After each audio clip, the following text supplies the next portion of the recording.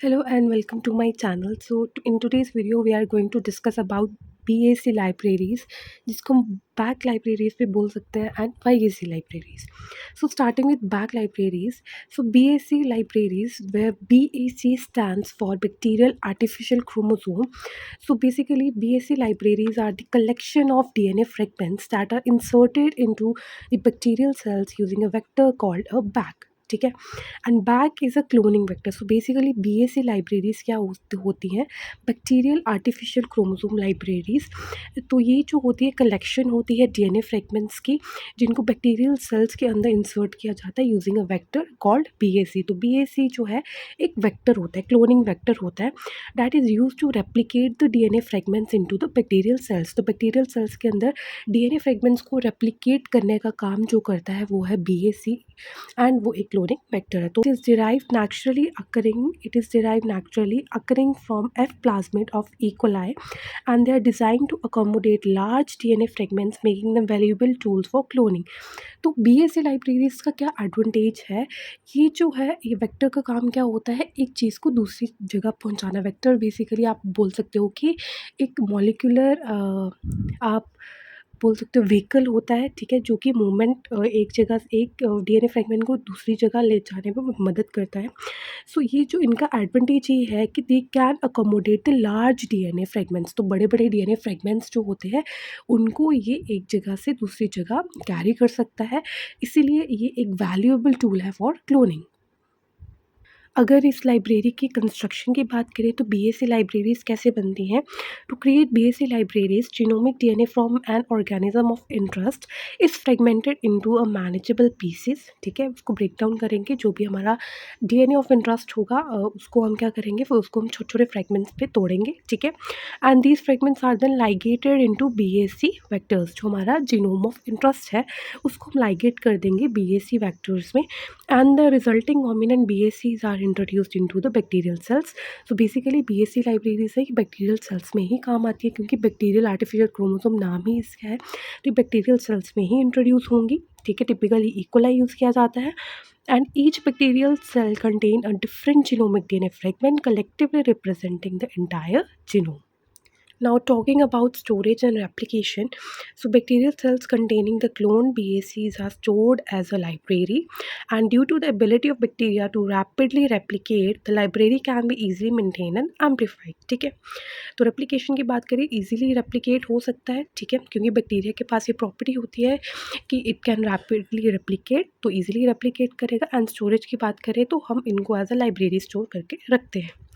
Physical mapping की बात करें तो BAC libraries are instrumental in constructing the physical maps of the entire genome, which is very important. And by overlapping the BAC clones, researchers can create a contiguous representation of the genomic DNA. तो इससे physical mapping भी हम कर सकते हैं.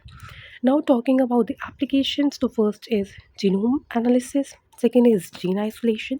ये आप detail में पढ़ लेना बिकॉज एप्लीकेशंस ही हैं ये. Next application is functional studies, तो जो मैंने लिखा है आप पढ़ लेना.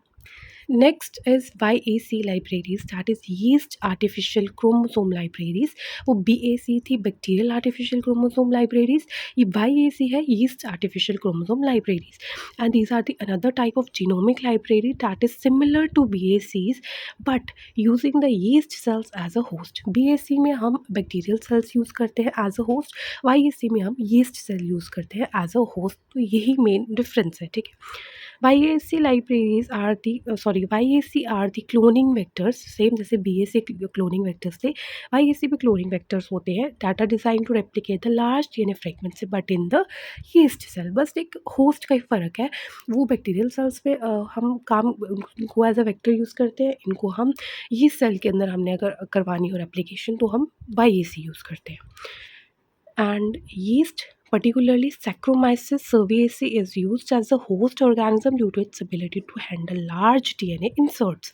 अब अगर हम कोई काम कर रहे हैं तो उसका कुछ फ़ायदा भी तो होना चाहिए। अगर हम बोल रहे हैं कि BSC libraries, YAC libraries, why they are important?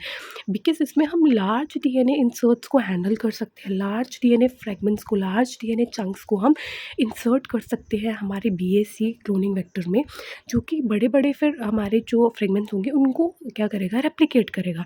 तो इनका यही एडवांटेज है। एंड यीस्ट भी हम पर्टिकुलरली कौन-सी यूज़ करते हैं? सैक्रोमाइसिस सर्विएसिस, ठीक है? लाइब्रेरी कंस्ट्रक्शन की बात करें तो it is same as BSC introduced into the cell, ठीक है? बस आपको वहाँ पे जो बीएससी में हमने लाइब्रेरी कंस्ट्रक्शन पढ़ी, वहाँ पे आपको बैक्टीरियल की जगह यीस्ट सेल लिखना है, बाकी इसकी कंस्ट्रक्शन भी बिल्कुल सेम है, बस होस्ट का चेंज है। फिजिकल मैपिंग की बात करें तो it can be used to construct the physical map of the eukaryotic genomes, ठीक है? अब ये छोटा सा डिफरेंस है बिटवीन बीएससी एंड वाईएसी, ठीक है? मैंने सोचा कि मैं ये भी लिख देती हूँ। तो होस्ट की बात करें तो बीएससी में बैक्टीरियल सेल्स होते हैं, ठीक है? वाईएसी में यीस्ट होते हैं। टिपिकली वो स्पेसिफिक कौन-सी यीस्ट होती है? ये यीस्ट होती है एज़ अ होस्ट ऑर्गेनिज्म, ठीक है? एंड बीएससी में जो है हमारा host organism Escherichia coli, that is E. Coli होता है। इंसर्ट की बात करें तो ये हमारा स्मॉलर डीएनए को अकोमोडेट करता है, एंड वाईएसी जो है लार्जर डीएनए को अकोमोडेट करता है as compare to the BSC. तो बीएससी जो है ये हमारा यूजुअली 100 से 300 केबी तक का साइज़ का फ्रैगमेंट अकोमोडेट करता है। वाईएसी जो है ये 100 of KB to several mega base तक भी जा सकता है, ठीक है? एंड स्टेबिलिटी की बात करें तो बैक्टीरियल वाला जो है it is more stable and easier to replicate as compare to the YAC वाला, because it is less stable, ठीक है, कंपैरिजन में। So that's it for today's video. अगर आपको ये वीडियो अच्छा लगा होगा then please do subscribe to my channel. And अगर आपको किसी भी टॉपिक के रिलेटेड कुछ भी वीडियो चाहिए होता है तो प्लीज़ मुझे कॉमेंट सेक्शन में ज़रूर बताइएगा। I will definitely make a video on it. So thank you so much for watching.